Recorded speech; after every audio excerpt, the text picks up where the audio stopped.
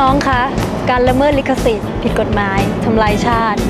ไม่ซื้อ ไม่ทำ ไม่รับ ไม่ใช้แผ่นก๊อปเด็ดขาด 79% ของคนใช้แผ่นก๊อปเอ็นไม่ติด 21% เอ็นติดแต่ไม่มีความสุข เลิกใช้แผ่นก๊อปซื้อแผ่นแท้ทำดีต้องได้ดี เชื่อพี่นะคะ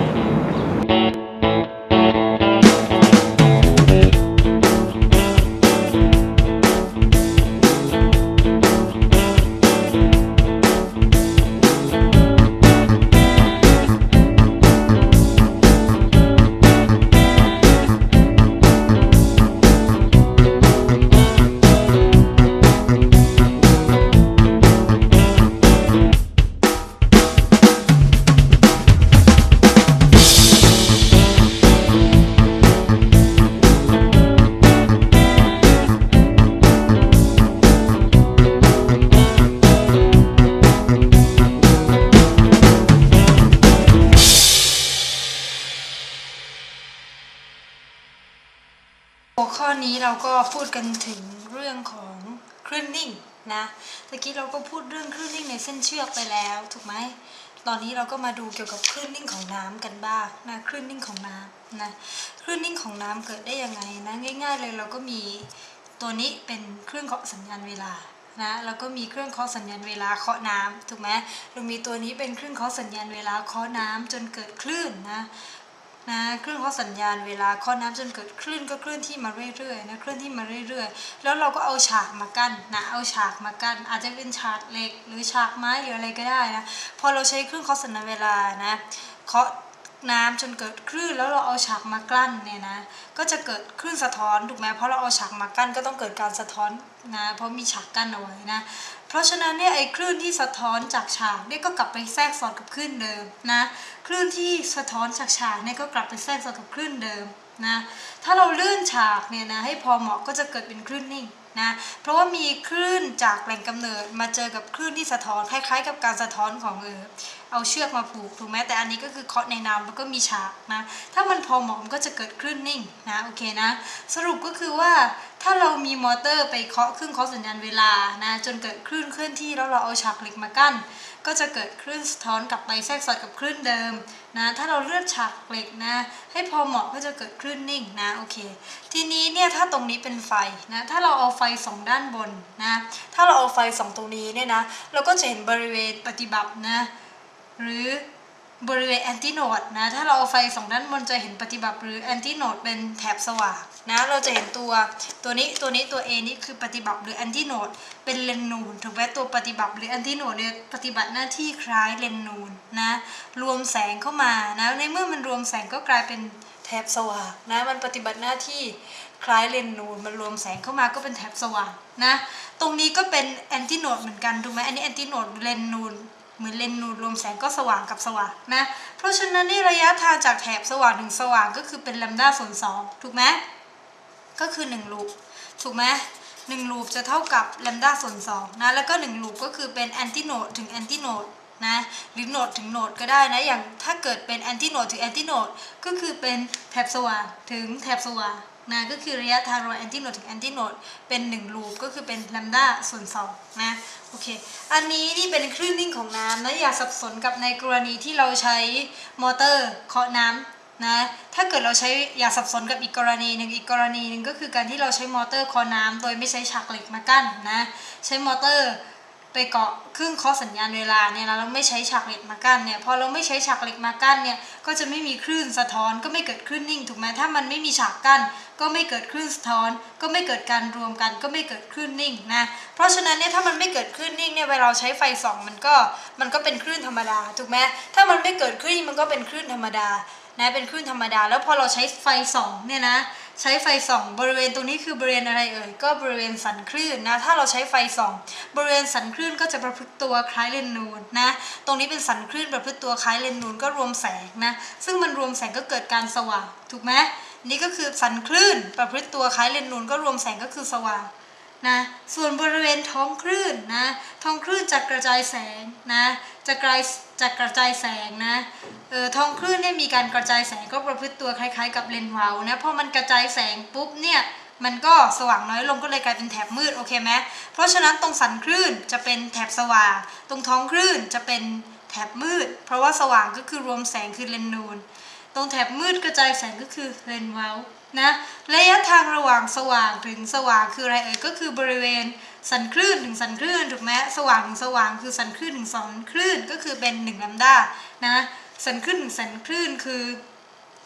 1ลัมดานะในกรณีที่ไม่มีฉากกั้นแต่ถ้ามีฉากกั้นเนี่ยนะสว่างถึงสว่างคือแอนติโนดถึงแอนติโนดนะก็คือเป็นแลมดาส่วน2แต่ถ้าอันนี้เนี่ยมันไม่มีฉากสันคลื่นถึงสันคลื่นก็คือสว่างถึงสว่างเป็นแลมดาไม่ใช่แลมดาส่วน2นะเพราะฉะนั้นเนี่ยอย่าสลับกันอย่าจำสลับกันแค่นั้นเองนะทีนี้เนี่ยเดี๋ยวเราจะสรุปเรื่องการเกิดคลื่นนิ่งนะสรุปการเกิดคลื่นนิ่งนะพี่ก็จะสรุปง่ายๆนะก็คือมีอยู่2กรณีนะก็คือข้อ1ก็คือมีแหล่งกำเนิดอาพันธ์นะก็เคสแรกก็คือมีแหล่งกำเนิดอาพันธ์2แหล่งนะแล้วแหล่งกำเนิดอาพันธ์2แหล่งนี้ก็สร้างคลื่นสวนทางกันมาแทรกสอดกันโอเคไหมกรณีแรกคือมีแหล่งกำเนิดอาพันธ์2แหล่งก็คือ S1 กับ S2 แล้วก็ต่างคนต่างก็สร้างคลื่นนะเห็นไหมอาพันธ์2แหล่งสร้างคลื่นสวนทางกันนะเห็นไหมมันสร้างคลื่นสวนทางกันแล้วก็มาแทรกสอดกันก็เป็นประมาณนี้นี่คือในกรณีที่1ของการเกิดคลื่นนิ่งนะ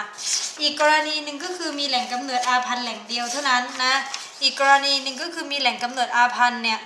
มีแหล่งกำเนิดคลื่นนะไม่ใช่อาพันธ์ละเพราะว่ามีแหล่งเดียวถูกไหมอีกกรณีหนึ่งก็คือมีแหล่งกำเนิดคลื่นเพียงแค่แหล่งเดียวนะแล้วแหล่งกำเนิดคลื่นแหล่งเดียวเนี่ยซอสเนี่ยก็ส่งคลื่นมานะสะท้อนกับฉากนะสะท้อนกับฉากหรือสะท้อนกับอะไรก็ตามเนี่ยที่ว่าเป็นตัวสะท้อนนะก็คือมีแหล่งกำเนิดคลื่นแหล่งเดียวส่งคลื่นไปท้อนกับตัวสะท้อนและคลื่นที่ไปสะท้อนนี่แหละก็จะกลับมาแทรกสอดกับคลื่นเดิมถูกไหมมันก็จะเกิดการแทรกสอดกันนะโอเคนะนี่ก็เกิดเป็นคลื่นนิ่งเหมือนกันเพราะว่าคลื่นที่ส่งไปกับคลื่นที่สะท้อนมาเนี่ยรวมกันก็เกิดการแทรกสอดนะก็เป็นคลื่นนิ่งได้นะแต่ในกรณีแรกเราจะพูดถึงก่อนนะก็คือกรณีที่มีแหล่งกำเนิดอาพันธ์2แหล่งแล้วก็แต่ละแหล่งก็สร้างคลื่นออกมาแล้วส่วนทางกันแล้วมันก็แทรกสอดกันนะโอเคถ้าเกิดว่าแหล่งกำเนิดอาพันธ์2แหล่งเนี่ยนะมีเฟสตรงกันนะมันจะแบ่งออกเป็น2อย่างอีกนะถ้ามีแหล่งกำเนิดอาพันธ์2แหล่งเนี่ยเราก็ต้องดูว่าแหล่งกำเนิดอาพันธ์2แหล่งนี้สร้างคลื่นออกมาเนี่ยมีเฟสตรงกันหรือมีเฟสตรงกันข้ามกันนะถ้าแหล่งกำเนิดอาพันธ์เนี่ยมีเฟสตรงกันนะเวลาเราวาดนะถ้ามีเฟสตรงกันเนี่ยเวลาเราวาดเราก็จะวาดตรงกลางระหว่างแหล่งกำเนิดอาพันธ์ก็คือระหว่าง S1 กับ S2 นะในกรณีที่ S1 กับ S2 มีเฟสตรงกันนะเราจะวาดตรงกลางระหว่าง S1 กับ S2 เป็น A0 นะตัวเป็น A0 นะแล้วก็คือเขียนตรงกลางป่องถูกไหมเขียนตรงกลางป่องก็คือตัวปฏิบัตินะตัวปฏิบัติคือแอนติโนดเป็น A0 นะแล้วก็พอเราเขียนตรงกลางป่องตรงนี้เสร็จเราก็จะเติมซ้ายขวาครั้งละลูปนะเติมซ้ายขวาครั้งละลูปเติมซ้ายขวาครั้งละลูปได้ไปเรื่อยๆนะถ้าเป็นเฟสตรงกันนะตรงกลางป่องคือเป็น A0 นะโอเคแต่ถ้าเฟสตรงกันข้ามกันนะถ้าเฟสตรงกันข้ามกันเนี่ยนะถ้าเฟสตรงกันข้ามกันนะอันนี้พี่วาดผิดนะเอาใหม่ดีกว่านะถ้าเดี๋ยวพี่วาดให้ใหม่เลยละกันถ้ากรณีแรกคือเฟสตรงกันนะกรณีที่เฟสตรงกันเนี่ยระหว่าง S1 นะถึง S2 เนี่ยนะเราก็จะวาดตรงกลางเนี่ยนะป่องก็คือเป็น A0 นะเราก็จะวาดตรงกลางป่องนะก็คือเป็น A0 เห็นไหมวาดป่องเป็น A0 แล้วนะหลังจากนั้นเราก็จะเติมซ้ายขวาครั้งละลูปนะแล้วก็เติมซ้ายขวาครั้งละลูปนะเราวาดตรงกลางป่องก่อนแล้วก็เติมซ้ายขวาครั้งละลูปไล่ไปเรื่อยๆนะแต่ในกรณีต่อมาเนี่ยถ้าเกิดแหล่งกำเนิดอาพันธ์นี้มีเฟสตรงข้ามกันล่ะนะถ้าแหล่งกำเนิดอาพันธ์เนี่ยมีเฟสตรงกันข้ามกันนะเราก็จะวาดตรงระหว่างS1 กับ S2 นะก็คือระหว่างแหล่งกำเนิดอาพันธ์2อันเนี่ยนะเราก็จะวาดตรงกลางเนี่ยแฟบนะตรงกลางแฟบนะก็คือเป็น N0 นะตรงกลางก็จะแฟบก็คือเป็น N0 เดิมเนี่ยตรงกลางป่องก็คือ A0 ต่อมาเนี่ยเฟสตรงข้ามกันนะพี่ก็จะวาดตรงกลางแฟบก็คือเป็น N0 แทนนะหลังจากนั้นก็เติมซ้ายขวาครั้งละลูปนะวาดตรงกลางแฟบก็คือเป็น N0 แล้วก็เติมซ้ายขวาครั้งละลูปไล่ไปเรื่อยๆนะโอเคนะนี่กรณีที่มีแหล่งกำเนิด2แหล่งนะ S ถึง S2 นะถ้าเฟสตรงกันก็ตรงกลางป่องแล้วก็ไล่ไปนะแต่ถ้าเฟสตรงกันข้ามกันก็ตรงกลางแฟบก็แค่นั้นเองนะต่อมาล่ะในกรณีที่มีแหล่งกำเนิดนะมีแหล่งกำเนิดแหล่งเดียวนะมีแหล่งกำเนิดแหล่งเดียวแล้วก็ส่งคลื่นไปสะท้อนกับตัวสะท้อนนะคลื่นสะท้อนก็จะกลับมาแทรกสอดกับคลื่นเดิมถูกไหมอย่างนี้จะทำยังไงนะมันก็ต้องแบ่งออกมาเป็น2แบบอีกก็คือมีการสะท้อน2แบบอีกก็คือสะท้อนปลายเปิดกับสะท้อนปลายปิดนะพี่จะเริ่มที่การสะท้อนปลายปิดก่อนแล้วกันนะสะท้อนปลายปิดนะอันนี้เป็นสะท้อนปลายเปิดนะมันจะสะท้อน2แบบก็คือสะท้อนปลายปิดกับสะท้อนปลายเปิดมันจะให้ผลต่างกันนะถ้าเวลาเราสะท้อนปลายปิดเนี่ยนะ ก็คือยกตัวอย่างเช่นการสะท้อนปลายปิดก็คือการสะท้อนกับเชือกที่ผูกปลายแน่นถูกไหมปลายปิดคือเชือกที่ผูกปลายแน่นหรือว่าคลื่นเสียงเนี่ยนะที่เข้าชนกับฉากกำแพงนะการสะท้อนปลายปิดก็อย่างเช่นเชือกที่ผูกปลายแน่นนะอันนี้ก็เติมเข้าไปนะน้องเขียนเติมเข้าไปนะอย่างเช่นว่าเชือกที่ผูกปลายแน่นหรือว่าคลื่นเสียงที่เข้าชนตั้งฉากกำแพงนะหรือคลื่นเสียงที่เข้าชนตั้งฉากกำแพงนะเราก็จะเขียนจุดสะท้อนนะตรงนี้เป็นจุดอะไรสะท้อนปลายปิดเราก็จะเขียนจุดสะท้อนเป็นบับก็คือเขียนตรงนี้เป็นบับก็คือเป็นโนดโอเคไหมแล้วเราก็ค่อยๆเติมเข้ามาหาแหล่งกำเนิดก็คือตรงนี้ทีละรูปนะเราก็เติมเข้ามาทีละรูปแล้วถ้าสะท้อนปลายปิดนะมีอะไรบ้างก็มีเชือกปลายแน่นกับคลื่นเสียงที่ตั้งฉากกับกำแพงนะเราก็จะเขียนตรงจุดสะท้อนเป็นบับก็คือตัว N นะเราก็ไล่ออกมาทีละบับนะตรงจุดสะท้อนเป็นบับแต่ถ้าสะท้อนปลายเปิดล่ะสะท้อนปลายเปิดก็อย่างเช่นชื่อที่ปลายคล้องเป็นวงแหวนถูกไหมสะท้อนปลายเปิดก็อย่างเช่นชื่อที่ปลายคล้องเป็นวงแหวนลื่นนะเชือกที่ปลายคล้องเป็นวงแหวนลื่นนะก็เป็นปลายเปิดถูกไหมมันลื่นเป็นวงแหวนนะหรืออีกกรณีหนึ่งที่เป็นปลายเปิดก็คือคลื่นน้ำนะอันนี้น้องต้องจำนะคลื่นน้ำนะหรือคลื่นน้ำนะโอเคนะถ้าเกิดเป็นการสะท้อนปลายเปิดก็อย่างเช่นเชือกที่ปลายคล้องแหวนหรือว่าเป็นคลื่นน้ำนะจากเดิมเนี่ยปลายปิดเราเขียนจุดสะท้อนเป็นปรับก็คือโนดนะถ้าเป็นสะท้อนปลายเปิดก็แน่นอนเราก็ต้องเขียนจุดสะท้อนเป็นแอนตี้โนดก็คือตัวปฏิบัตินะก็คือตรงนี้นะเป็นแอนตี้โนดนะแล้วเราก็ค่อยๆไล่มาทีละลุนะโอเคนะเราก็จะเห็นว่าถ้าเป็นปลายปิดก็เขียนจุดสะท้อนเป็นบับเป็นโนดถ้าเป็นปลายเปิดก็เขียนจุดสะท้อนเป็นปฏิบัติก็คือเป็นแอนตี้โนดแล้วก็ค่อยเติมเข้าหาแหล่งกำเนิดก็คือ Sทีละลูปไล่ไปเรื่อยๆนะแค่นี้เองนะโอเคนะก็คือสรุปก็คือมีเฟสตรงกันกับเฟสตรงกันข้ามกับปลายปิดแล้วก็ปลายเปิดนะเฟสตรงกันกับเฟสตรงกันข้ามก็คือมีแหล่งกำเนิด2แหล่งแต่ถ้าปลายปิดกับปลายเปิดก็คือมีแหล่งกำเนิดแหล่งเดียวแล้วไปสะท้อนนะถ้าปลายปิดกับปลายเปิดก็ดูตรงจุดสะท้อนว่าเป็นปลายปิดหรือเปิดถ้าปิดก็เป็นโนดถ้าเปิดก็เป็นแอนติโนดนะถ้าเฟสตรงกันกับเฟสตรงกันข้ามนะก็ดูตรงกลางถ้าเฟสตรงกันก็เป็นแอนติโนดถ้าเฟสตรงกันข้ามก็เป็นโนดนะโอเคนะนี่คือสรุปสำหรับเรื่องการเกิดคลื่นนิ่งนะแหล่งกำเนิดคลื่นน้ำอาพันธ์เฟสตรงกันนะอยู่ห่างกัน12เซนติเมตรให้กำเนิดคลื่นด้วยความถี่ก็คือ f เป็น10เฮิร์ตซ์คลื่นแผ่วไปด้วยความเร็วก็40เซนติเมตรต่อวินาทีนะอันนี้ก็คือตัว f ตัว v นะหาจำนวนบับที่เกิดขึ้นระหว่างแหล่งกำเนิดทั้งสองนะเราก็ลองวาดรูปดูนะตามโจทย์ก็คือมีแหล่งกำเนิดคลื่น2แหล่งก็คือ S1 กับ S2 นะ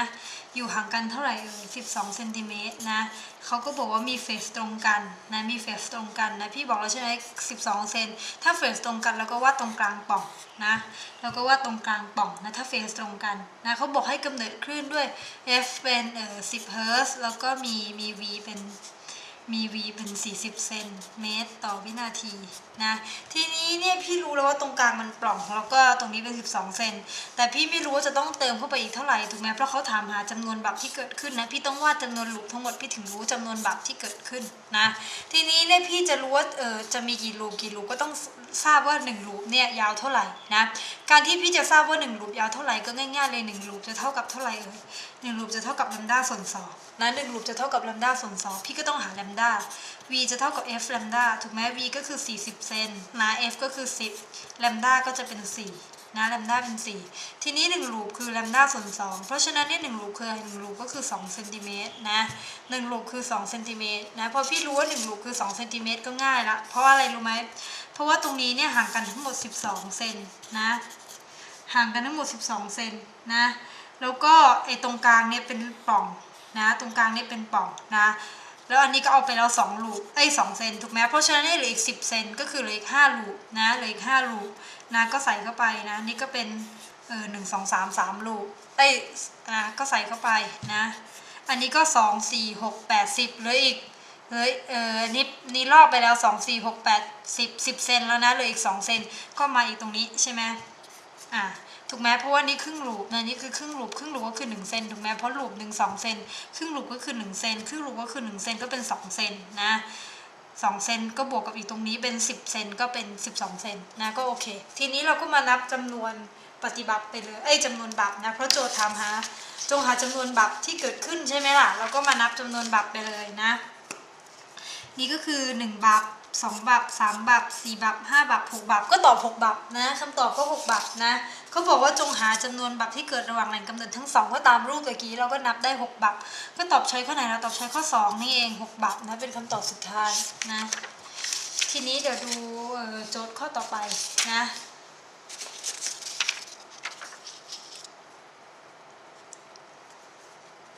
เขาบอกว่าคลื่นนิ่งนะคลื่นในเส้นเชือกนะเขาบอกคลื่นในเส้นเชือกเนี่ยกำลังเคลื่อนที่ด้วยอัตราเร็ว v ก็คือ 0.6 เมตรต่อวินาทีนะมี v เท่านี้ไปยังอีกด้านหนึ่งที่ยึดแน่นเอาไว้ยึดแน่นเอาไว้ก็คือสะท้อนปลายปิดนะยึดแน่นเอาไว้ก็คือสะท้อนปลายปิดแล้วสะท้อนกลับเป็นคลื่นนิ่งซึ่งมีบับอยู่5บับเขาบอกถ้าเชือกนี้ยาว6เมตรจะมีความถี่กี่รอบต่อวินาทีถามหา f นะ f เท่าไหร่นะโอเคแล้วก็ลองวาดรูปนะก็คือว่ามีเชือกยาว6เมตรถูกไหมมีเชือกยาว6เมตรนะสะท้อนตรงนี้ก็คือเป็นปลายปิดนะถูกไหมสะท้อนปลายปิดก็คือต้องเป็นอย่างนี้ถูกไหมเกิดขึ้นนิ่งที่สะท้อนปลายปิดก็คือตรงนี้ต้องเป็นตัวบับนะตัวนี้ต้องเป็นตัวบับนะแล้วก็เขาบอกว่ามีอยู่5บับนะทั้งหมดนี้ยาวเชือกนี่ยาว6เมตรแล้วทั้งหมดนี้มีอยู่5บับนะอันนี้1บับ2บับนะอันนี้ก็3บับถูกไหมอันนี้4บับ1บับ2บับ3บับ4บับแล้วก็อันนี้ก็เป็น5บับเนี่ย1 2 3 4 5เนี่ยมี5บับนะก็คือมี5บับแล้วทั้ง5บับนี่ก็คือ6เมตรถูกไหมทั้งเชือกเนี่ยยาว6เมตรแล้วก็มี5บับนะ5บับเนี่ย6เมตรนะแล้ว5บับนี้มีกี่ลูป1 2 3 4ก็คือมี4ลูปถูกไหม1 2 3 4มี4ลูปนะ4ลูปเนี่ยยาวเท่าไหร่ยาว6เมตรถูกไหมยาวเท่ากับความยาวเชือกเพราะฉะนั้นลูปเดียวจะยาวเท่าไหร่ก็ยาว6ส่วน4นะก็มีความยาวเท่ากับ 1.5 เมตรนะ1ลูปมีความยาวเท่ากับ 1.5 เมตรนะแล้วก็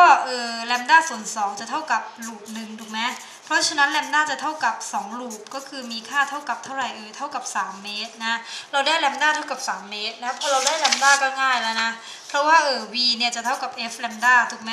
v เรารู้อยู่แล้วคือ 0.6 นะเราต้องการที่จะทราบ f แลมด้าคือเท่าไหร่นะแลมด้าคือ3นะเราก็ได้ f เท่ากับเท่าไหร่ 0.2 เฮิร์ตซ์นะเป็นคำตอบนะเขาถามว่าจะมีความถี่กี่รอบต่อวินาทีก็คือมี f เท่าไหร่ก็คือมีค่า f เป็น 0.2 เฮิร์ตซ์เป็นคำตอบนะข้อนี้ตอบ 0.2 เฮิร์ตซ์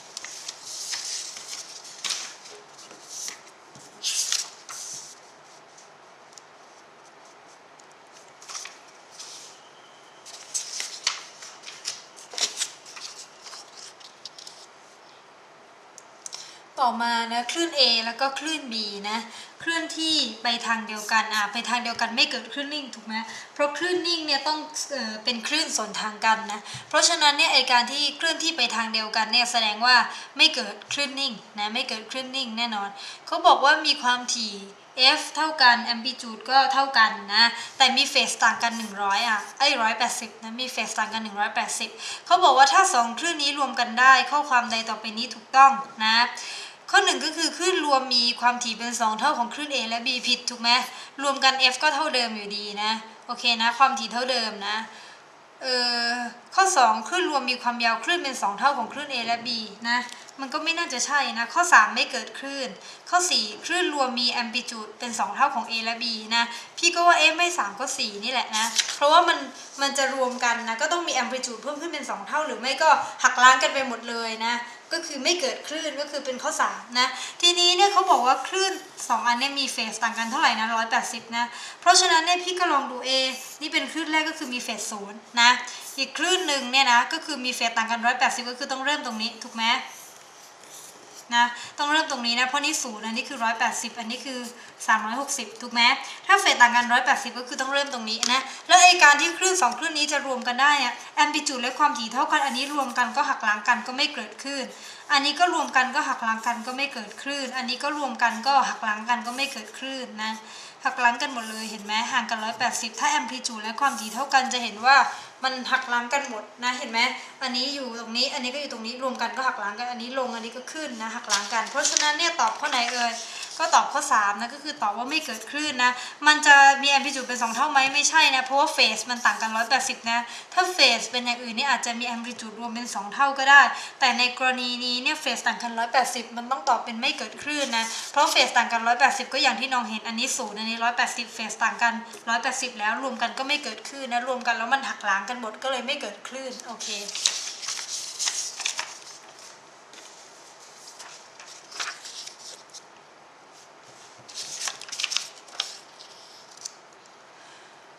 4นะคลื่นน้ำเนี่ยมีความยาวคลื่นก็คือมีแลมด้านะคลื่นน้ำมีความยาวคลื่นคือมีแลมด้า8เซนติเมตรนะเคลื่อนที่เข้าหาสิ่งกีดขวางและสะท้อนกลับมาในแนวเดิมนะ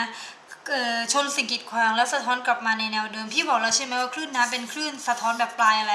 สะท้อนปลายเปิดนะเห็นไหมพี่บอกเราต้องจำนะว่าคลื่นน้ำเนี่ยสะท้อนปลายเปิดไม่งั้นเราจะวาดรูปไม่ได้นะเขาบอกว่าตำแหน่งที่3นะตำแหน่งบับที่3นะนับจากสิ่งกีดขวางจะห่างสิ่งกีดขวางกี่เซนติเมตรนะ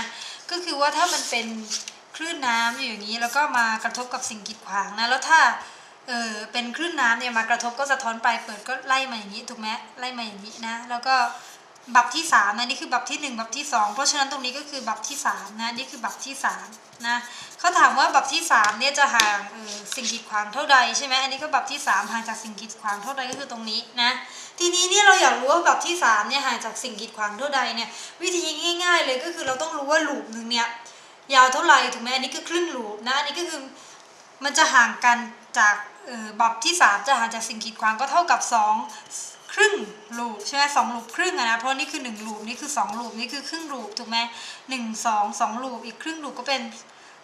2ลูปครึ่งนะก็คือระยะทางระหว่างบับที่3ถึงสิ่งกีดขวางนะเพราะฉะนั้นเนี่ยเราก็หาว่า2เศษ1ส่วน2ลูปเนี่ยยาวเท่าใดนะทีนี้เนี่ยเขาก็บอกนี่ว่าความยาวคลื่นเนี่ยคือ8เซนนะแลมด้าเท่ากับ8เซนนะแลมด้าส่วน2ก็คือ1ลูปถูกไหมเราก็จะได้ว่าลูปนึงเนี่ยเท่ากับ4เซนนะ1ลูปเนี่ยมี4เซนนะแล้ว2ลูปครึ่งล่ะมีกี่เซนนะก็คือ 2.5 คูณ 4ถูกไหม2.5 ลูปคูณ4เซนก็จะได้ว่า2.5 ลูปคูณ4เซนก็จะได้ว่า2.5 ลูปเนี่ยยาวกี่เซนก็ตอบเท่าไหร่ตอบ10เซนนะเราก็จะได้แล้วว่าตรงนี้เนี่ยนะเนี่ยไอ้เครื่องหมายquestion markนี่ก็คือ10เซนก็คือระยะทางจากบับที่3ถึ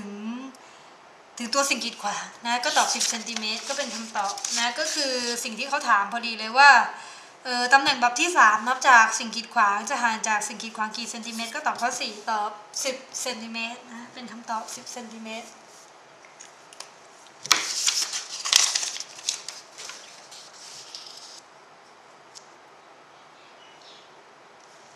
ดูโจทย์ต่อนะโจทย์ข้อต่อมาก็คือจากการทดลองนะโดยใช้ถาดคลื่นที่มีน้ำลึกสม่ำเสมอวัดความยาวของแถบสว่าง6แถบนะวัดความยาวของแถบสว่าง6แถบที่อยู่ถัดกันของคลื่นผิวน้ำต่อเนื่องได้ระยะ30เซนติเมตรนะคือความยาวของแถบสว่าง6แถบที่อยู่ถัดกันเนี่ยได้เป็นระยะทาง30เซนติเมตรเขาบอกว่าต้นกำเนิดคลื่นเนี่ยสันก็คือมี F เนี่ยเป็น 1,200 รอบต่อนาทีนะ 1,200 รอบต่อนาทีนะยังไม่ใช่ต่อวินาทีนะเป็น 1,200 รอบต่อนาทีเพราะฉะนั้นเป็นกี่รอบต่อวินาทีก็ต้องหาร60ถูกไหมเพราะว่า1นาทีเนี่ยมี60วินาทีนะก็จะได้ออกมาเป็นเท่าไหร่เป็น20รอบต่อวินาทีก็คือ20เฮิร์ตซ์นะเขาถามว่ามีอัตราเร็วกี่เมตรนะก็คือถามหา v นั่นเองนะถามหา v นะ v ก็จะมีค่าเท่ากับ f แลมด้านะเรารู้ f แล้วนะเหลือแต่เราหาแลมด้านะว่าแลมด้ามีค่าเป็นเท่าไหร่นะแล้วเราก็จะได้ v ออกมาซึ่งเป็นสิ่งที่โจทย์ถามนะเขาบอกแลมด้ามาทางอ้อมนะเขาบอกว่าวัดความยาวของแถบสว่างที่ติดกัน6แถบนะอันนี้ก็คืออันนี้เป็นคลื่นถัดคลื่นที่มีน้ำลึกสม่ำเสมอนะไม่ได้บอกว่ามีตัวสะท้อนนะไม่ได้บอกว่ามีตัวสะท้อนเพราะฉะนั้นนี่ก็เป็นคลื่นธรรมดานะแต่ถ้ามันบอกว่าเป็นตัวมีตัวสะท้อนนะถ้าบอกว่ามีตัวสะท้อนก็จะเกิดเป็นคลื่นนิ่งนะแต่อันนี้ไม่ได้บอกว่าสะท้อนก็เป็นคลื่นธรรมดานะบอกว่ามีแถบสว่าง6แถบใช่ไหมแถบสว่างคือตัวสันคลื่นนะใช่ไหมตัวสันคลื่นนะนี่3แถบ4แถบ5แถบนะแล้วก็ตรงนี้ก็คือ6แถบนะโอเคไหมนี่1 2 3 4 5 6ระยะทางระหว่างแถบสว่าง6แถบเนี่ยเขาบอกว่าเป็น30เซนนะ30เซนเราก็มาดูกันว่าไอ้แถบสว่างไอ้6แถบที่ห่างกันในกี่แลมด้านะแถบสว่างคือสันคลื่นถึงสันคลื่นก็คือ1แลมด้าถูกไหมอันนี้ก็คือ1แลมด้านะอันนี้ก็คือ1แลมด้า1แลมด้า1แลมด้าเราก็มาดูว่ากี่แลมด้า1 2 3 4 5ปรากฏว่าเราก็จะได้ว่า5แลมด้าถูกไหมจะเท่ากับ30เซนนะ1แลมด้าจะเท่ากับกี่เซนล่ะก็เท่ากับ6เซนนะโอเคนะ1แลมด้าเนี่ยมีค่าเท่ากับ6เซนติเมตรนะ1แลมด้ามีค่าเท่ากับ6เซนติเมตรนะทีนี้เนี่ยพอเรารู้แล้วว่า1แลมด้าเนี่ยมีค่าเท่ากับ6เซนติเมตรนะเราก็มาคิด v เท่ากับ f แลมด้านะ โจทย์ถามหา v ถามหาความเร็วถูกไหมหน่วยเป็นเมตรต่อวินาทีนะหน่วยเป็นเมตรต่อวินาทีเราทราบว่าแลมด้าเนี่ยเป็น6เซนติเมตรแต่ยังไม่เป็นหน่วยเมตรนะเราต้องเปลี่ยนตัวแลมด้าเนี่ยจาก6เซนติเมตรให้เป็นเมตรก็เป็น6ส่วน100นะส่วน f ตะกี้พี่หาเราก็คือเท่าไหร่เอ่ยคือ20นะ20นะพี่ก็จะได้ v ออกมานะก็เป็น 1.2 เมตรต่อวินาทีนะเป็นคำตอบนะได้ v หรือความเร็วออกมาเป็น 1.2 เมตรต่อวินาทีก็คือเป็นคำตอบแล้วเขาถามนี่ว่าคลื่นนี้มีอัตราเร็วเป็นกี่เมตรต่อวินาทีตอบ 1.2 ก็ตอบใช้ข้อนี้นะตอบใช้ข้อ2นะ 1.2 เมตรต่อวินาที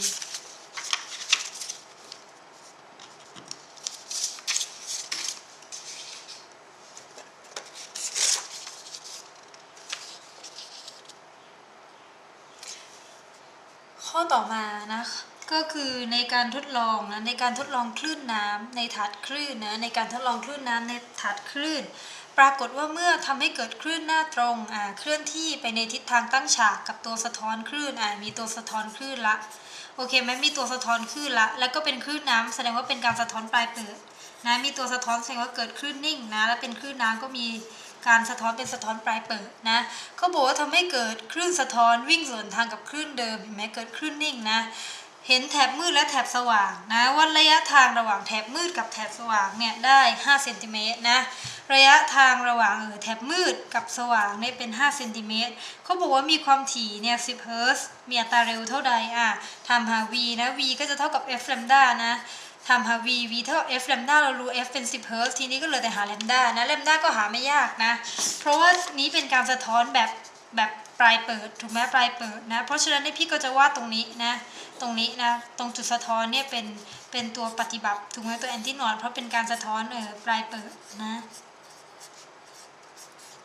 แล้วก็ระยะทางระหว่างจุดมืดกับจุดสว่างนะระยะทางระหว่างจุดมืดกับจุดสว่างแถบมืดแถบสว่างคือ5เซนติเมตรอันนี้ตัวบักก็คือจุดมืดถูกไหม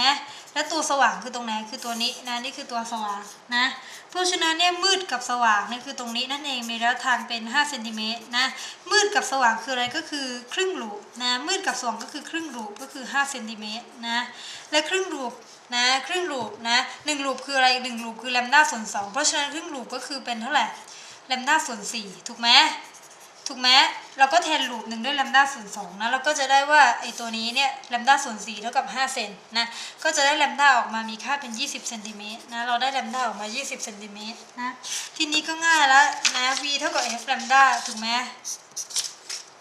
เราอยากรู้เลยว่ามี v เท่าไหร่นะ f ก็เป็น10เฮิร์ตซ์นะโอเคนะ v ในหน่วยเป็นเมตรนะหน่วยเป็นเมตรนะโจทย์ถามเป็นหน่วยเป็นเมตรนะทีนี้เนี่ยตัวแลมด้าเนี่ยก็คือ20เซนนะ20เซนก็คือต้องแปลงให้เป็นหน่วยเมตรก็คือ20ส่วนร้อยนะก็จะได้ v ออกมาเป็น2เมตรต่อวินาทีนะพี่ได้ความเร็วออกมาแล้วเป็น2เมตรต่อวินาทีเป็นคำตอบนะทีนี้ก็มาดูข้อไหนล่ะนะข้อ2นะถามว่าอัตราเร็วเท่าใดนะก็2เมตรต่อวินาทีก็ตอบใช้ข้อ2นะ2เมตรต่อวินาทีเป็นคำตอบสุดท้ายนะ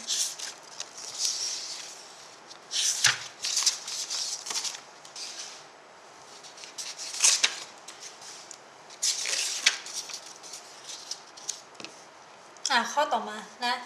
ข้อนี้เขาบอกว่าคลื่นนิ่งนะเป็นคลื่นนิ่งในเส้นเชือกนะคลื่นนิ่งในเส้นเชือกที่เวลาต่างกัน3เวลาดังรูปจงหาความเร็วของคลื่นในเชือกนี้นะ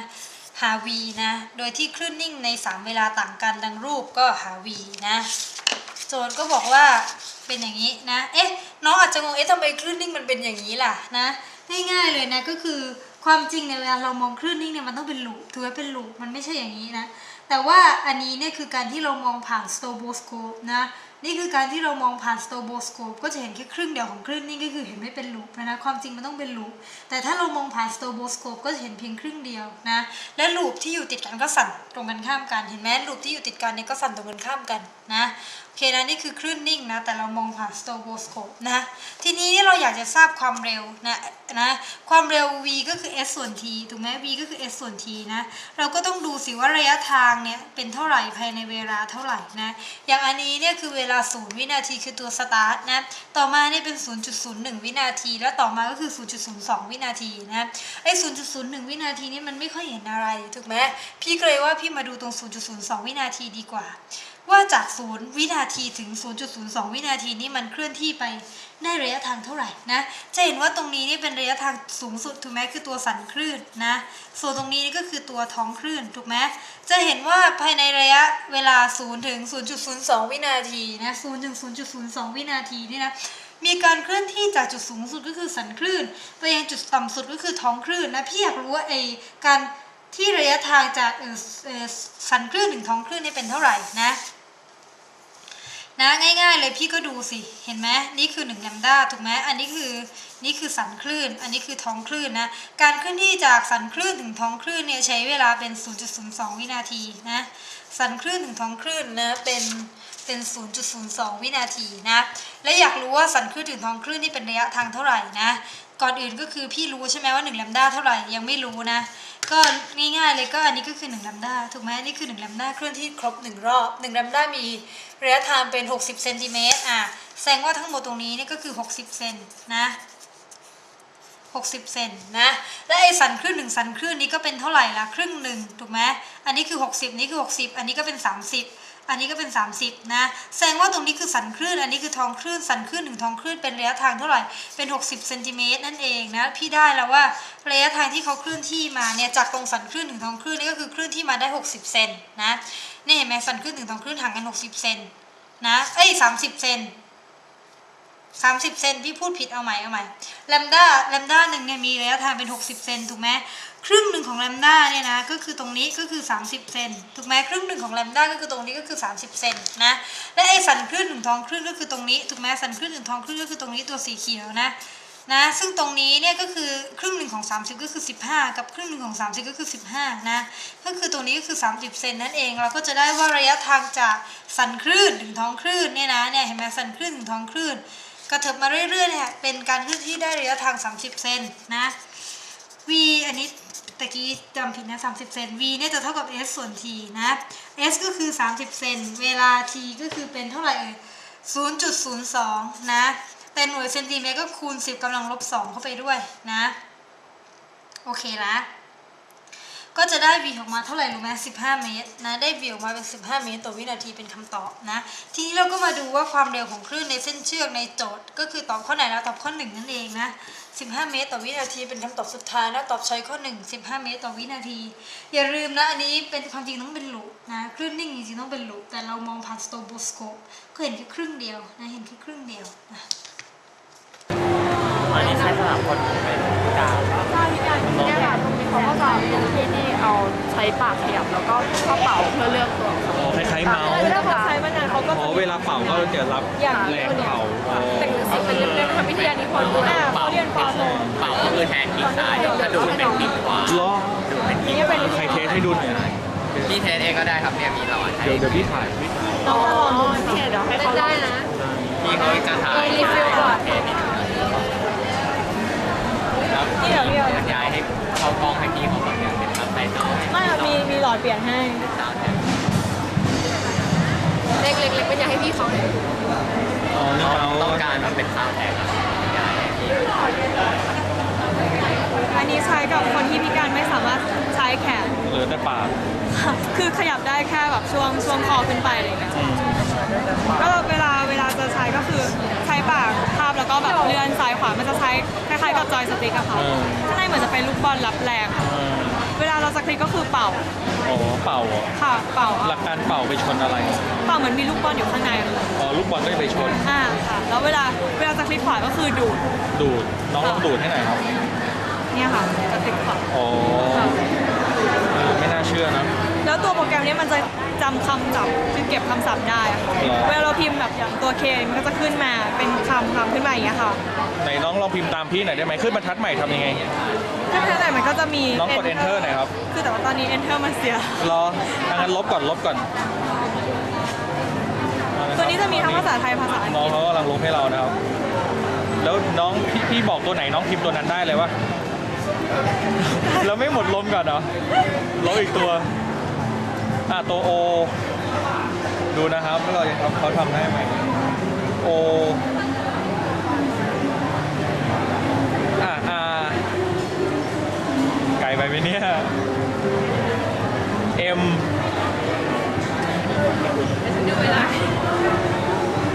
M แล้วก็ school โรงเรียน school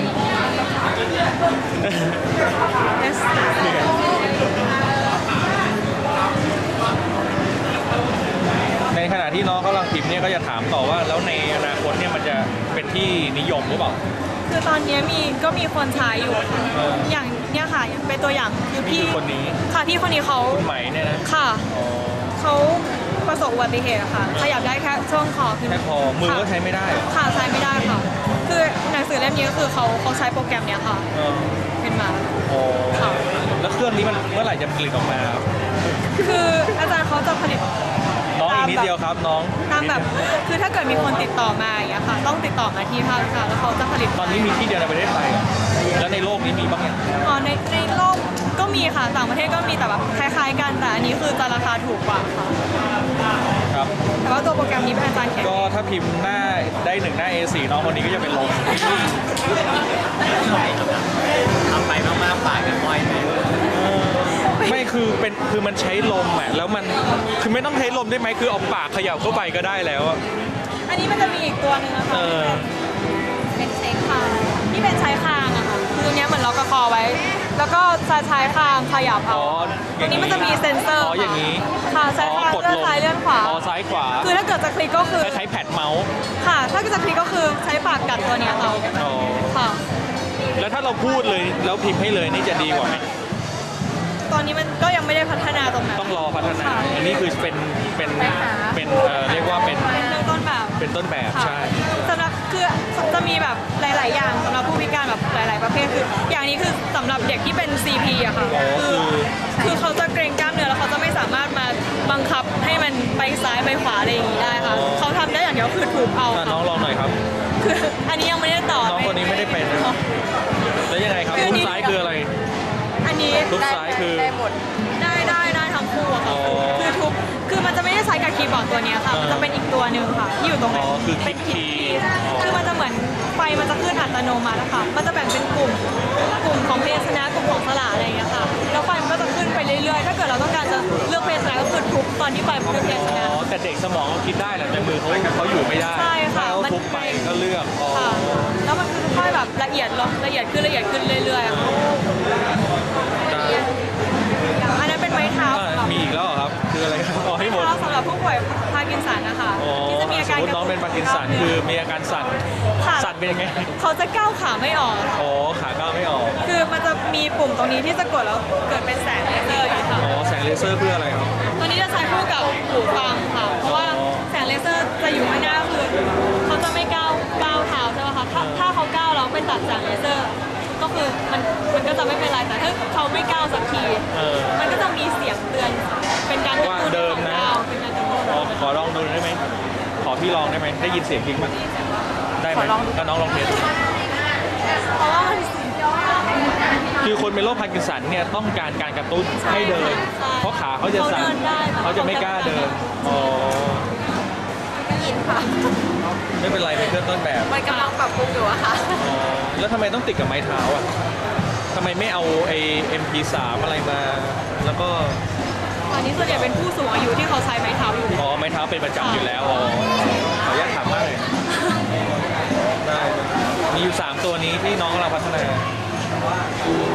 นะครับมีอีกไหม ฝั่งทางหน้านี้จะเป็นคนพิการอย่าง อ๋อถ่ายไปแล้วที่เป็นมืออันไหนฮะ มีซุ้มด้านนู้นด้วยนะคะ เป็นตาบอดสีอะไรอย่างงี้ มีตาบอดเลยค่ะแต่ดูสีอย่างเงี้ย งั้นขอบคุณซุ้มนี้ไว้เท่านี้นะครับ ขอบคุณมาก นี่เรามาดูหัวข้อนี้กันดีกว่า เป็นหัวข้อต่อมานะ หัวข้อนี้ก็คือเป็นหัวข้อของเวลาเราคำนวณเฟสของคลื่นนะ เป็นหัวข้อการคำนวณเฟสของ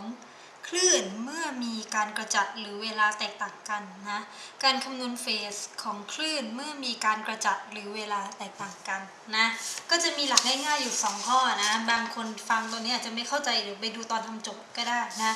หลักก็คือข้อที่1นะเรามาดูหลักข้อที่1นะก็คือว่าเมื่อคลื่นเนี่ยนะหลักข้อที่1ก็คือเมื่อคลื่นเนี่ยเคลื่อนที่ครบ1ลูกคลื่นนะเคลื่อนที่ครบ1ลูกคลื่นเนี่ยก็จะมีเฟสเพิ่มขึ้น360องศาถูกไหมเคลื่อนที่ครบ1ลูกคลื่นจะมีเฟสเพิ่มขึ้นจากเดิม360องศาหรือ2 พายเรเดียนถูกไหม เพิ่มขึ้น360หรือ2 pi radian หรือจะพูดอีกในหนึ่งก็คือว่าเคลื่อนที่ครบ1คาบนะเคลื่อนที่ครบ1คาบก็คือมีเวลาต่างกันทั้งหมด1คาบก็คือ1ทีนะ1คาบนะนี่คือหลักข้อที่1นะทีนี้เราก็ลองดูหลักข้อที่2นะถ้ามีแหล่งกำเนิดคลื่นนะถ้ามีแหล่งกำเนิดคลื่นแหล่งเดียวนะหลักข้อที่2ก็คือว่าถ้าเรามีแหล่งกำเนิดคลื่นแหล่งเดียวเนี่ยเมื่อเวลาผ่านไปก็จะมีจำนวนคลื่นที่ส่งออกมามากขึ้นถูกไหมมีแหล่งเดียวแล้วเวลาผ่านไปนานๆก็จะมีจำนวนคลื่นที่ส่งออกมามากขึ้นถ้าเราหาจำนวนคลื่นหรือจำนวนเวลาที่เพิ่มขึ้นได้เนี่ยจากตอนแรกนะถ้าเราหาจำนวนคลื่นหรือเวลาที่เพิ่มขึ้นได้จากตอนแรกเราก็จะสามารถที่จะทราบผลต่างของเฟสได้นะเราจะสามารถทราบผลต่างของเฟสได้นะโอเคนะก็หลักก็ง่ายๆอยู่2ข้อนอกจากนี้ก็จะเตือนให้ระวังคำว่าผลต่างของเฟสนะผลต่างของเฟสเพราะคำว่าผลต่างของเฟสเนี่ยอาจจะตอบไม่เกิน1รอบก็คือไม่เกิน2 พายก็ได้ถูกไหมนะผลต่างของเฟสเนี่ยอาจจะตอบไม่เกิน1รอบหรือไม่เกิน2 พายหรือไม่เกิน360หรือไม่เกิน2 พายหรือไม่เกิน360องศาก็ได้นะจะตอบยังไงเดี๋ยวก็ทำให้ดูนะเดี๋ยวลองดูในโจทย์นะโจทย์เราก็เริ่มกันที่โจทย์ข้อแรกนะก็คือคลื่นต่อเนื่องขบวน1นะโจทย์ก็มีอยู่ว่าคลื่นต่อเนื่องขบวน1เกิดจากแหล่งกำเนิดคลื่นที่มีความยาวคลื่นก็คือมีแลมด้าเป็น80เซนติเมตรมีอัตราเร็วก็คือมี v เป็น40เมตรต่อวินาที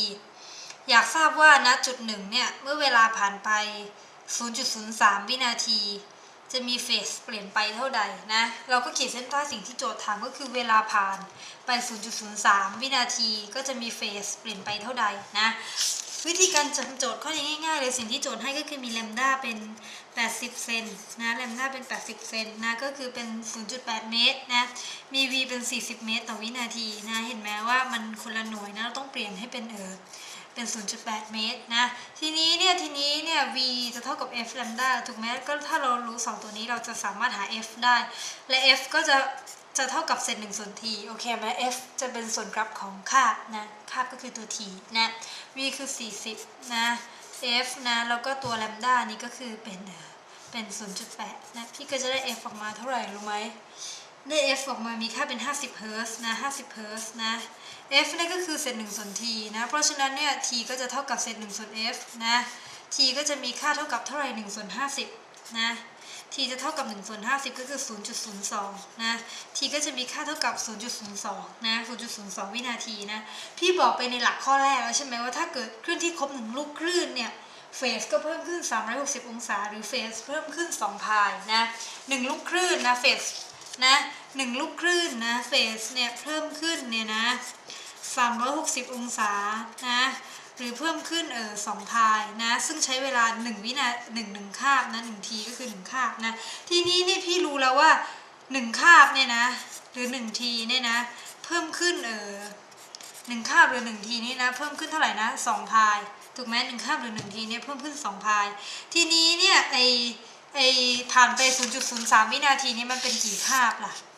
นะเราจะรู้ได้ว่ามันกี่คาบนะ1 คาบก็คือ 0.02 ถูกไหมตะกี้เราหามา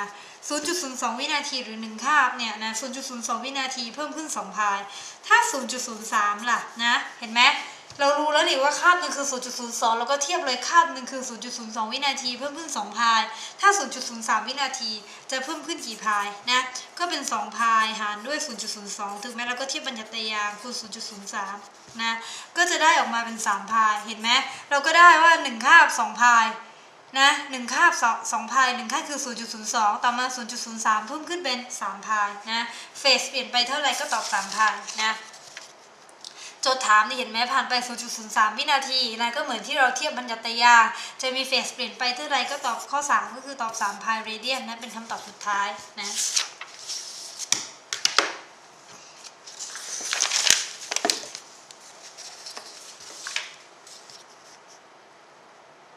ทีนี้ข้อต่อมานะคลื่นผิวน้ำนะคลื่นผิวน้ำมีอัตราเร็วก็คือมี v เป็น20เซนติเมตรต่อวินาทีกระจายออกจากแหล่งกำเนิดคลื่นซึ่งมีความถี่มี f เป็น5เฮิร์ตซ์นะ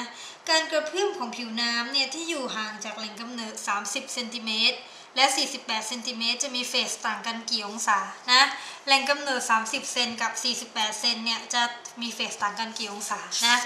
เราก็ทำคล้ายๆตะกี้นะคือเราจะหาแลมด้านะเพราะเรารู้ v เท่ากับ f แลมด้านะเรารู้ว่า v เป็น20เซนนะ f ก็คือเท่าไหร่คือ5เฮิร์ตซ์นะทีเราก็จะหาแลมด้าของพี่ก็ได้ออกมาเป็น4เซนติเมตรถูกไหมพี่ได้แลมด้าออกมามีค่าเท่ากับ4เซนติเมตร1แลมด้าก็คือ1รอบก็คือ1ที1คาบห่างกัน2พายนะพี่ก็รู้ว่า4เซนติเมตรเนี่ยห่างกัน2พายถูกไหม4เซนติเมตรเนี่ยห่างกัน2พาย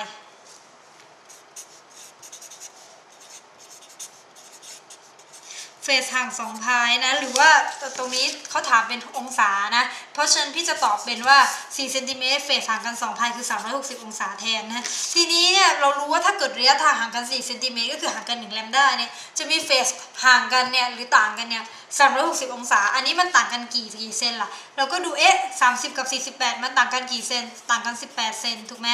4เซนติเมตรเนี่ยเฟสห่างกัน360องศาถ้า18เซนติเมตรล่ะเฟสจะห่างกันกี่องศาเราก็เทียบบัญญัติยางก็เป็น360ส่วน4แล้วก็คูณด้วย18นะเราก็จะได้ว่า18เซนติเมตรเนี่ยมีเฟสห่างกันกี่องศานะก็จะได้ออกมาเป็น1620องศานะ1620องศาทีนี้เนี่ยพอเรามาดูในช้อยก็ไม่มีข้อไหนเลยถูกไหมเป็น1620นะไม่มีข้อไหนเลยเป็น1620ก็เหมือนที่พี่บอกให้ระวังคำว่าผลต่างเฟสอาจจะตอบไม่เกิน2พายหรือไม่เกิน360ก็ได้นะอย่างอันนี้นี่มันไม่เกิน360ถูกไหมมันต้องตอบน้อยกว่า360นะน้อยกว่า360เพราะฉะนั้นนี่เราจะทำยังไงล่ะเราได้มาเป็น1620จะทำยังไงล่ะเราก็ดูสิว่า1620นี่เป็นกี่รอบนะ1620มันประมาณกี่รอบก็ประมาณ4รอบนะถ้ามัน4รอบก็จะได้เท่าไหร่ได้1440นะแล้วมันเหลืออีกกี่องศาล่ะอีก180นะเราก็จะได้ว่า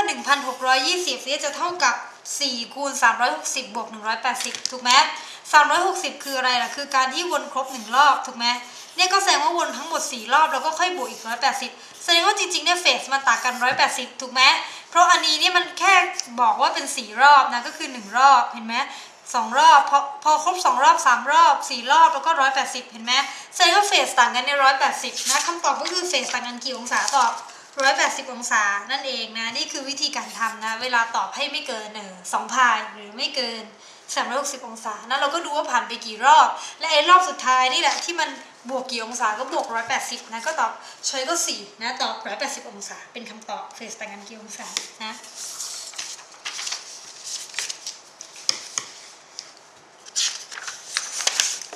เราดูข้อต่อมานะเขาบอกว่าแหล่งกำเนิดคลื่นเนี่ยเป็น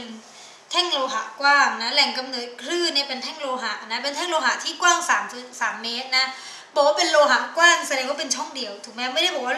เป็นช่องห่างกันเท่าไรถ้าเรารู้ว่าเป็นช่องห่างกันเท่าไรเราก็รู้ว่าเป็นแหล่งกำเนิดคลื่นที่เป็นช่องคู่นะแต่อันนี้มันบอกเป็นแท่งโลหะแล้วโลหะนี้กว้าง3เมตรก็แสดงว่าเป็นช่องเดียวซึ่งมีดีเป็น3เมตรนะก็บอกว่า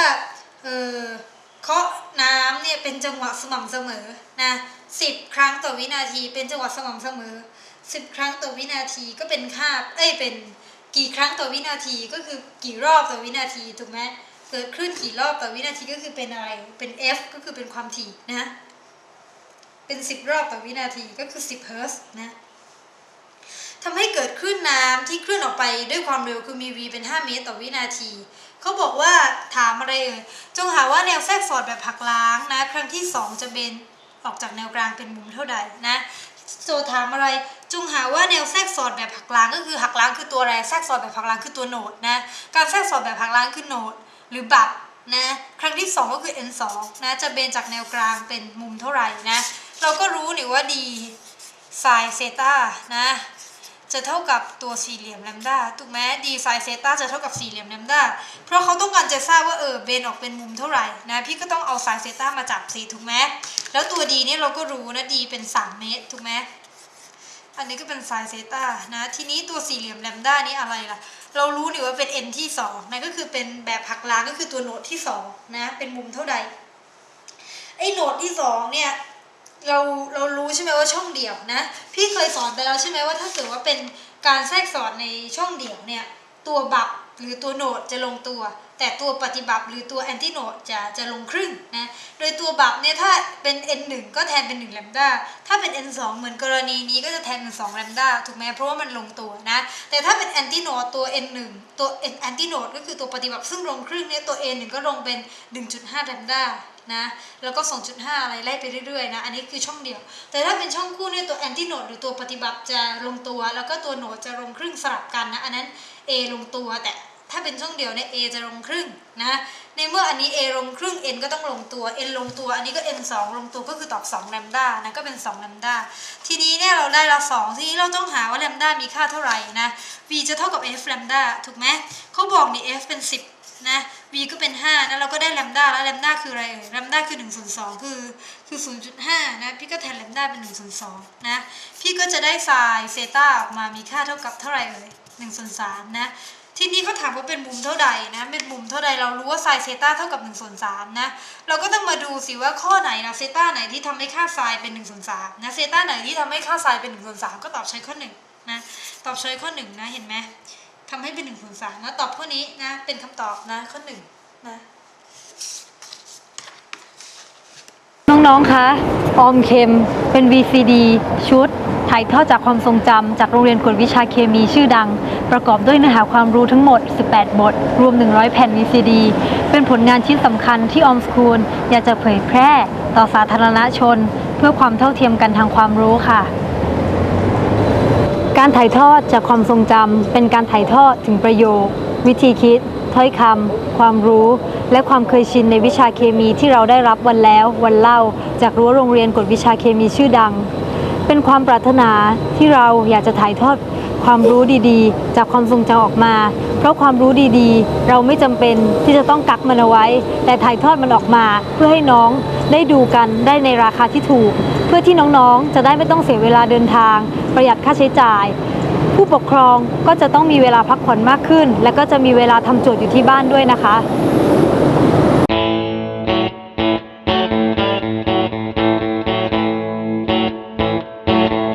ขบวนการเด็กซุ่มซ่องสุมความรู้ทุกคืนวันเรานั่งดู VCD of School